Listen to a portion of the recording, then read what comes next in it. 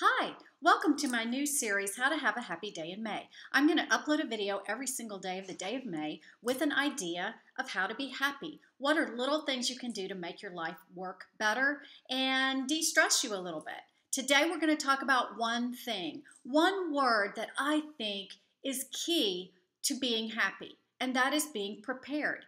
Preparation. That's the word for today. So what does that have to do with happiness? I think a lot of what stresses us out and causes us to just be like this is we're not prepared for the day from the get-go. So here's a few ideas. You've heard all these before, I'm sure, but this is just a reminder that this can really change the day if you start the night before. Okay, what do I do when I know I have to be somewhere on time early in the morning? This is on my mind because I just had my grandkids for an entire week and I had to get them up and get them ready for school and get out the door by 7:30. So it's not my routine, so I thought I have to be prepared. So what did I do the night before? We went in the closet and laid out their outfits. You can do that for yourself if you have somewhere to be, if you work or anything. Lay out your outfit or think about what you're going to wear the night before. So we laid out their outfits, their shoes, their socks, every single item that they needed the next morning was laid out, ready to go. What's another thing you can do? For me, one of the things that takes me the longest in the morning is fixing my hair. Genius, watching YouTube, a lot of people said they take a night shower and they shower and do their hair the night before. I was like, what? Now, I don't think that's ideal for my hair, but when I know I have to be out the door early in the morning, I take my shower the night before, blow dry my hair, go ahead and fix it, do the whole drill, and I just sleep on it. This is second day hair right here. It looks okay. That's another thing that will really save time in the morning. You're already prepared in that way. Sticky notes. Okay. You have a meeting the next morning and you're thinking, I'm going to forget this, I'm going to forget that, I'm going to forget. Just put a sticky note on your bathroom mirror and then you're not going to forget it. There's absolutely no way. But if you're really worried about forgetting something, put it in your car the night before. Yeah, go in the garage, put it in the passenger side seat, and you have the item and you're not going to forget it. If it's something you can't stick out there the night before, put a note on the garage door as you're walking into the garage. It's really simple. Just put notes everywhere and you won't forget. Or at least get your purse ready and your item with your purse. Go ahead and put your car keys out. I mean, these things are small, but they make your life stress-free. Looking for your keys is a nightmare.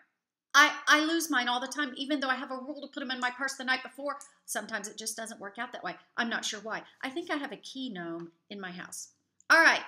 Finally, well, almost finally, make a list. Make a list of, like if you have a full day, like if you have a bunch of things to do and there's certain things like a phone call or something that you absolutely have to make, or an email or a bill you need to pay. Go ahead and do it that night, or at least make a list for you to do it the next day, and that way you won't forget. And, of course, my favorite sticky note is the one with the lines that looks like a legal pad. Love that. Okay. Now, also, if you have kids, the night before, when I had my grandkids, I literally put their plates and their forks and their napkins on the table the night before. I don't know what it was, but it just made everything seem better. If they were having cereal, I'd put the cereal box out.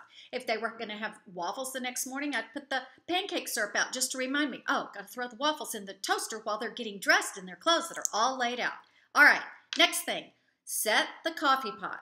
I can't tell you enough how great this is. My Keurig turns on every single morning at 6 and it turns off at 10. So no matter when I get up in that 4-hour period, the water's ready. I can go in there like a zombie and make my coffee. That is one of my favorite parts of the morning. It is my favorite part of the morning, is having my first cup of coffee. If you have an old-timey coffee pot, a regular coffee pot, most of those you can set too. If you can't, at least make the coffee the night before so you can click it on when you walk in there. Or buy a timer that your coffee pot plugs into and then the timer plugs into the wall. Listen, I have those things all over my house for different lighting effects that I like in the evening, but I know I'm not going to go around and plug these lights in all over. I can tell you that my electricity bill would probably go down at least $10 a month if I would unplug all my timers. But you know what? I love them. They work great.